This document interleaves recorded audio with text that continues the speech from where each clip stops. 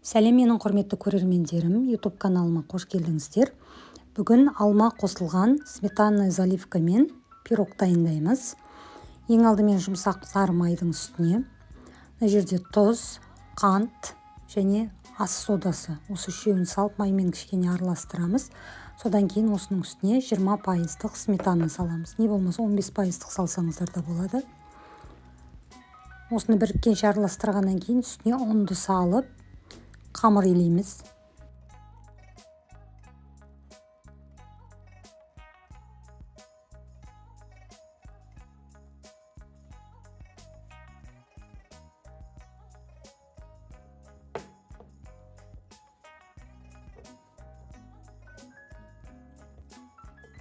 Қамырды пакетке салып, холодильникке қоя тұрамыз. Оған дейін біз бұл холодильникте тұрған кезде начинкасын дайындаймыз. Начинкасы үшін мына жерде 4 алма средний, бірақ 3 алма жетеді екен, 4 алма емес, 3 алма қолданасыздар. Осылай аршып, қабығын осылай жұқа етіп тураймыз. Содан кейін сметананы аламыз 20%, осының үстіне қант саламыз. 1 жұмыртқа саламыз. Осыны қантымыз кішкене ерігенше араластырамыз.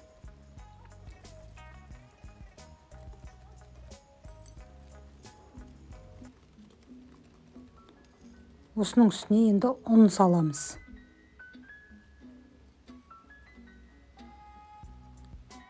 Комочектары кеткенше жақсылап біркелкі масса болғанша араластырамыз. Енді холодильникте тұрған қамырымызды алып жаямыз. Пирогты диаметрі 26 сантиметрлік формаға пісірем. Енді соған сәйкестендіріп, қамырды да 26 немесе 27 диаметр етіп жаямыз.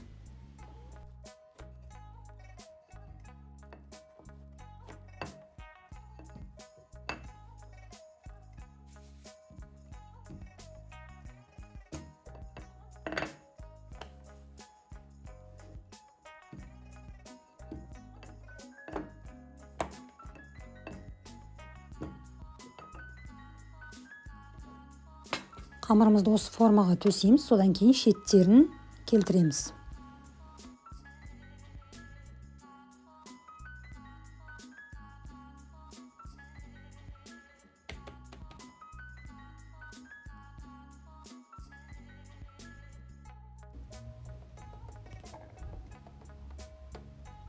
Енді осының үстіне алмаларымызды орналастырамыз да, үстіне бағанағы дайындалған сметанадан заливканы құйып, алдын ала қызып тұрған пеште 180 градуста мен ровно 50-мен пісірдім режим конвекцияда. Егер сіздерде конвекция режимі болмаса, онда 170 градуста жетеді. Бұл пирогтың жасалуы өте оңай, қолжетімді заттардан жасалады.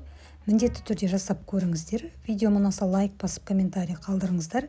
Каналыма тіркеліп қоюды ұмытпаңыздар және осы видеомен өздеріңіздің таныстарыңызбен бөлісіңіздер.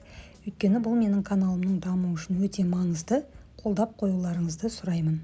Ас болсын.